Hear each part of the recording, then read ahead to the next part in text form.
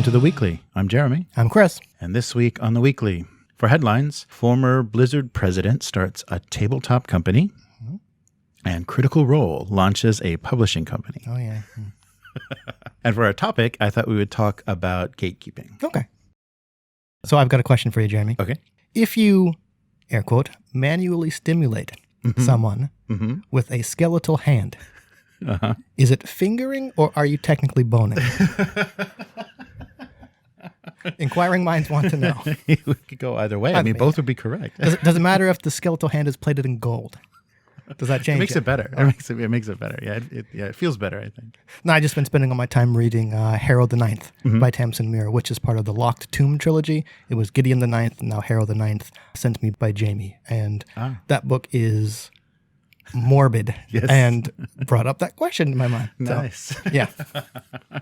So no segue to the actual headline. Yeah, right. Well, kind of. I mean, this is a guy that maybe should not have come back from beyond the grave. Oh, okay. So the former senior vice president of story and franchise development at Blizzard, so pretty well known, Chris Metzen, left Blizzard in 2016 after 23 years at the studio and said, I'm done. I'm retiring. I'm sitting on my couch. Because, you know, if you're early on enough in Blizzard, you have insane stock options. Right. And, Okay. Right. And after the Activision acquisition, I'm sure they can just live off of royalties. Yeah, their glory days. But he's back. Teaming up with Mike Gilmartin, they started a gaming club. They started Warchief, a tabletop gaming club located in Orange County, California, for hobbyist wargamers and role players, because he talked about his first loves being Dungeons & Dragons and Warhammer, and looking at the games Blizzard's made. Yeah, basically they're, Games Workshop properties kind of reshaped.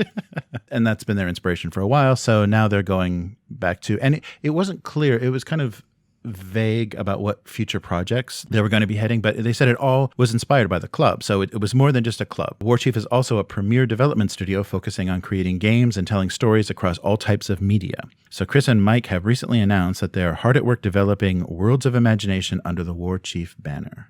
Okay. So I don't know if that means war games or settings for D&D, or I guess we'll just have to wait and see. But it's very funny because, I mean, this is a pretty big name, and he has had a big hand in a lot of the major storytelling in Warcraft. So we'll have to see. And so it's funny that the inspiration came from tabletop gaming in retirement. It's like, I can't do this anymore. I want to make my own stuff. Well, I mean, it sounds like it might be more of like a passion project, which, okay, if you're retired and you have the money to do it, great. Right. I don't know all that much about video games.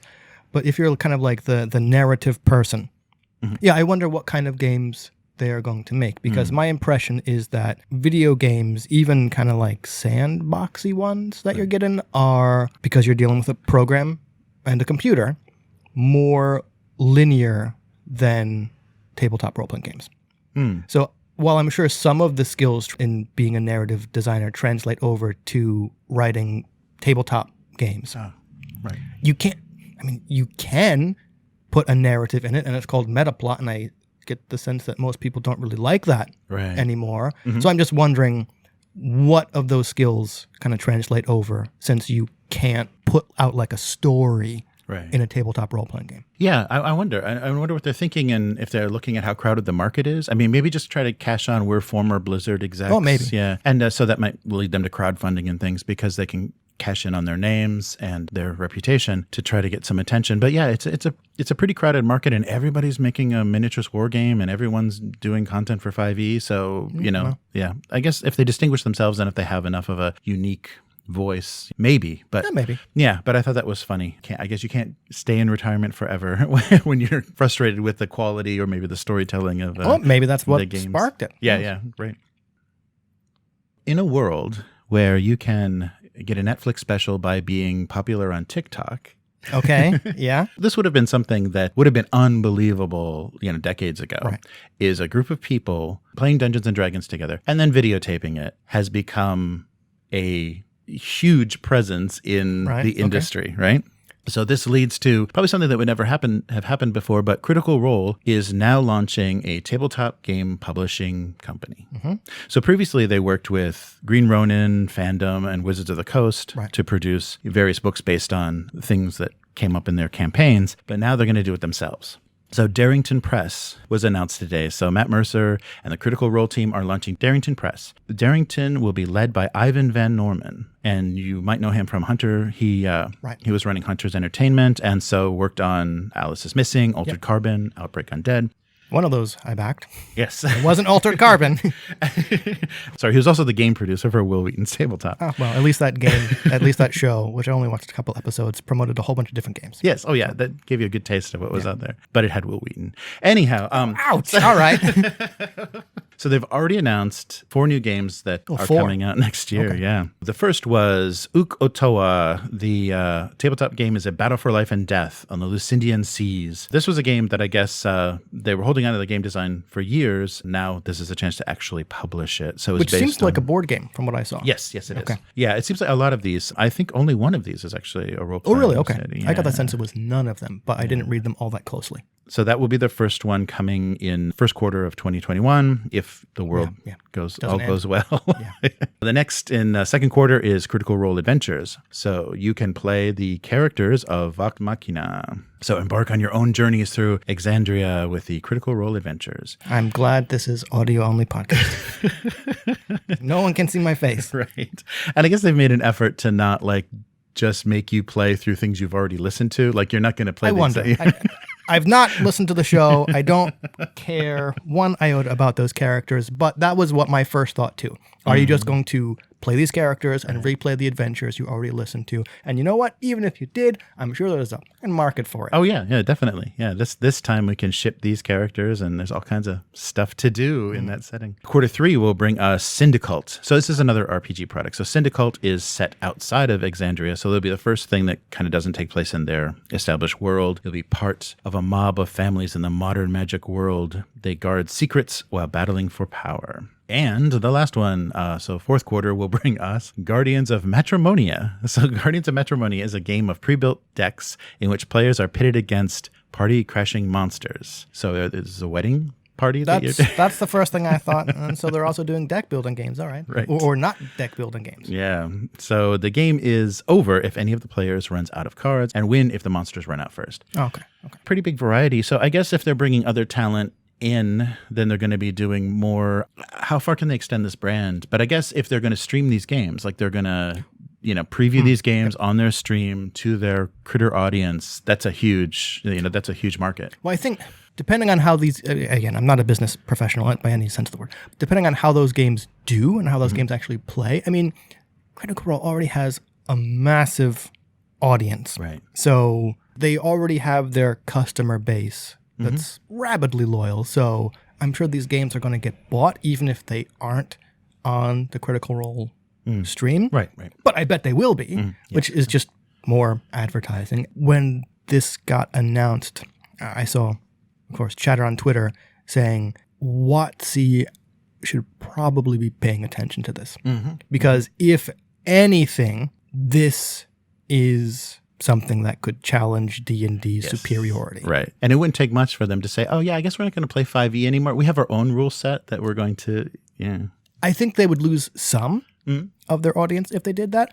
But based on what little I've watched, they're not really playing. Okay. Yeah. They're not really playing D&D. Yeah. And I'll say that is coming from someone who believes that pretty much any game not run by the original creator is not technically that game anymore, right? As soon as you change little bits, you're no longer playing the same game. So me saying they're not playing D&D is not me saying, oh, they're getting all these rules wrong and it's wrong. It's just, no, they're playing their own game just by the fact of who's running it and who's playing it. I don't think they would lose that much of their audience to then say, we're playing this other game over here. Because I think they're originally playing Pathfinder. Right, I think so, yeah. Maybe not streamed and maybe not with the audience they currently had, but... Yeah, I'm curious how system loyal the audience would be, and they're like, yeah, I like these characters, I like these sessions, so I don't care what game they're playing.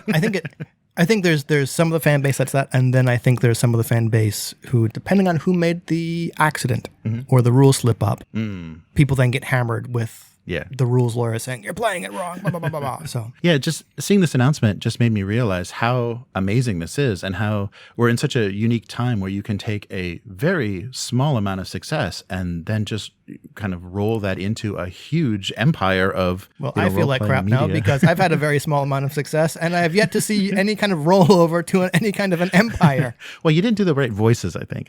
Or any. Yeah, okay. It's pretty amazing. I mean, that is unique for this time because the focus, the attention, the legitimacy, I guess it's a kind of a mean thing to say, but the legitimacy they're bringing to tabletop role-playing has not been done before, and no previous company has even figured out how to come close to this kind of getting this in everyone's face and say, yeah, I think I might want to do that. I wonder if, and maybe this is an unfair comparison, Critical Role is the D&D of streamed games, where they were kind of the first, or maybe kind of the biggest, and then by those two factors alone have retained the lion's share of the market, right? It's like they're the juggernaut because no one was really in a position to challenge them when they were challengeable, and now it's a practically insurmountable task. No, that's true. Yeah, and I think they took quite an advantage of their lead. Yeah, have done well with it. As much as I don't really participate or enjoy, you have to admire that kind of success. Yeah. So that brings us to our topic. This is no segue, but this brings us to our topic. Maybe kind of in the future there may be. I've seen some situations where this has happened in the critter community. Right.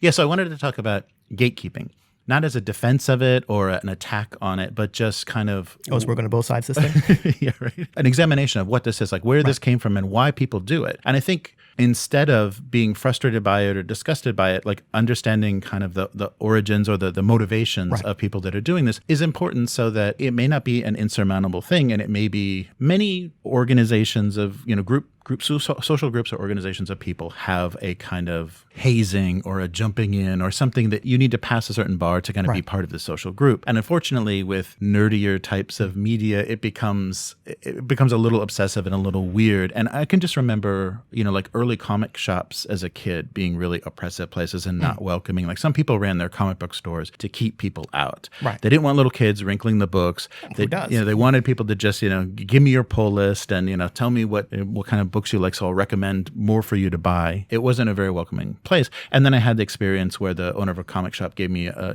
first issue of something and said, you have to read this. And then I bought, kept buying the series because it was such a great recommendation. Yeah, those things do change, but I can remember gatekeeping in a lot of nerdy ways. And even in role-playing, I was kind of weirdly too young for the back room of the local hobby store. So I was always out of that and like, oh, someday. And then we moved away. So that someday never came. And then I think they went out of business. But I did feel that, but more based on age and maturity and like they were going to be doing things. I kind of had a similar thing. Like when I first started getting into Warhammer and Magic, and my God, I wish I had the money I sank into those hobbies back. There was kind of like, I was too young.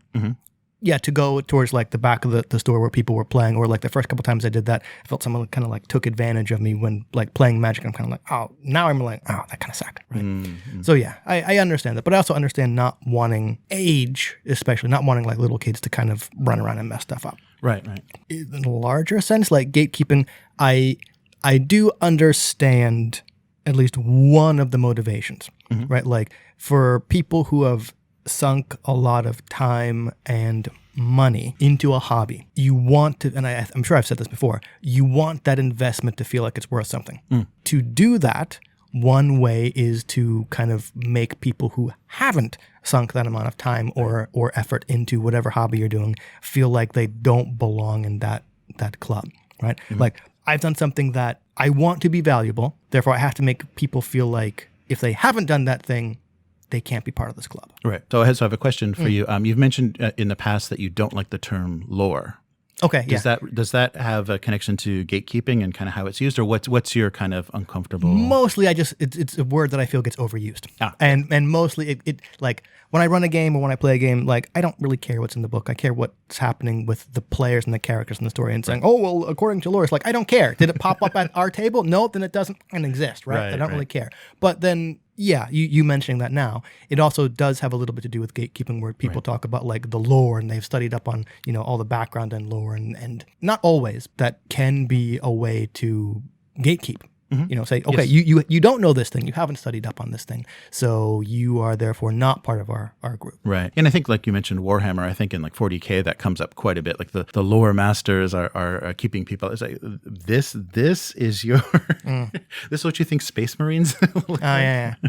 When we talk about the early adopters of tabletop role playing, who was playing that in the 70s and 80s, and the little AV rooms in basements, and wood basements. panel basements with shag carpeting. Yeah. Right. So those people were basically socially not doing incredibly well, or they would have been at the football games or at their student council meetings or whatever. They had a group of friends that had similar interests, history or math or whatever, that connected them to those role playing systems and that fantasy history and things. So it was basically a social escape. It was a refuge for people to find, and it was just this hobby that was bringing them together, because maybe even in school they weren't all that close, but in their gaming group they could feel some sort of connection. So we had that original group, and I think that's where a lot of, you weren't welcome there unless you were kind of socially a bit of a social outcast. But then kind of a second wave came, and I think that's what's caused kind of a schism in the tabletop, like more recently, like story games versus very heavy system game, maybe more old school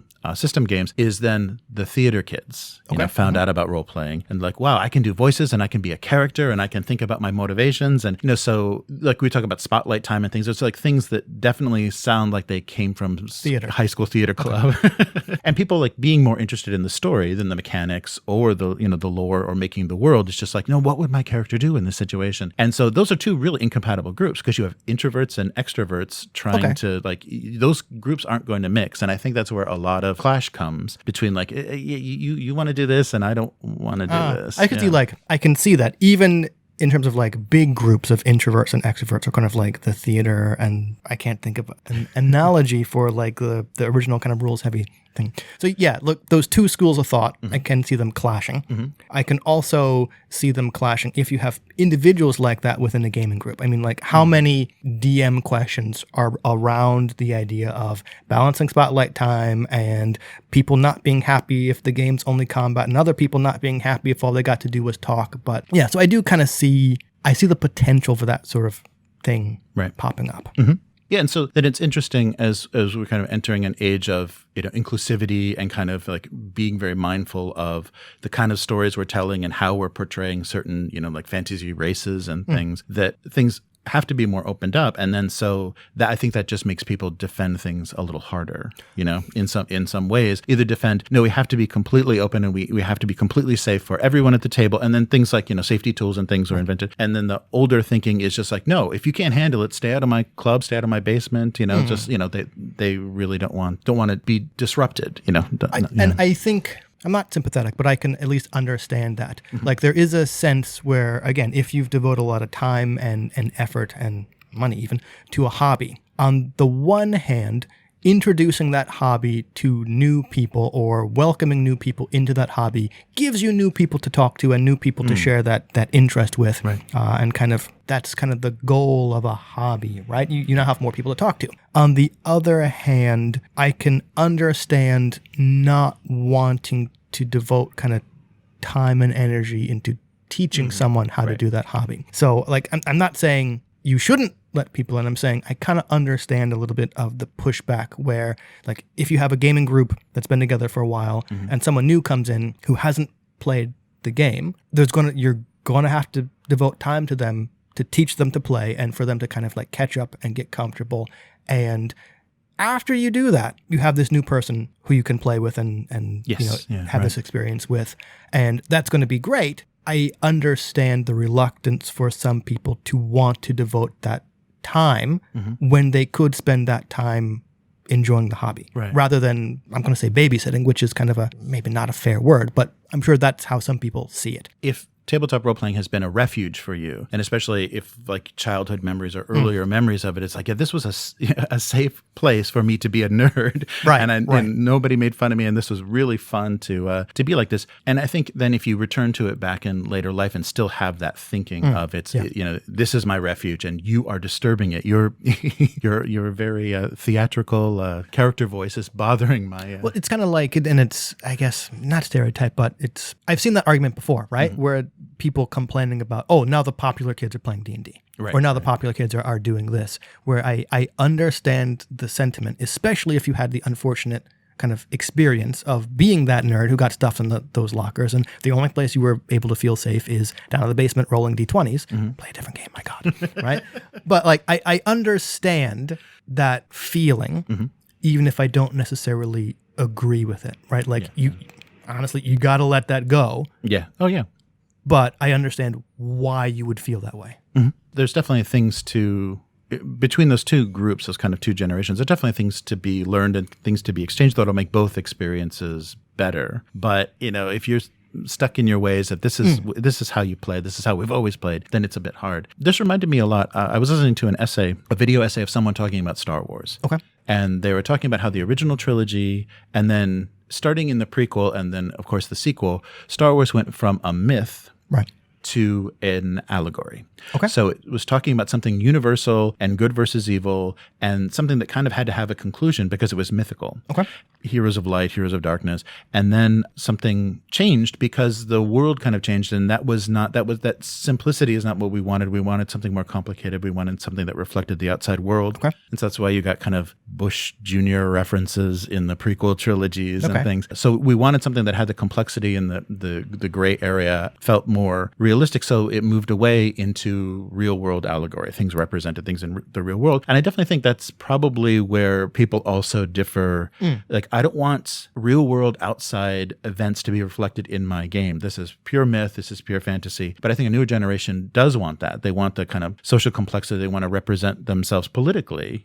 How they see themselves in the world, they want to represent themselves in the game in that same way. Possibly. I'll also say, I think another, I guess getting kind of into politics, another stance on the kind of no politics in my game, that in and of itself is a political statement. You're in a position where you don't really have to think about politics because you're kind of like the default person or kind of the default identity, and other people saying, no, like politics are built into our lives just because of who we are, and to be able to ignore that is a political statement. So by saying no politics in my game, they're already there. Yeah, they just align so clearly that you don't see them. But that's definitely more recent thinking. Because people of every race, color, and culture and language and everything enjoyed Star Wars. There wasn't... Okay, that is a broad statement, but I don't think I can disagree with it. Okay, sure, yeah. I mean, I'm just talking about the financial success of it, and everything reflects the fact that everyone could relate to it, and it was all white people. What?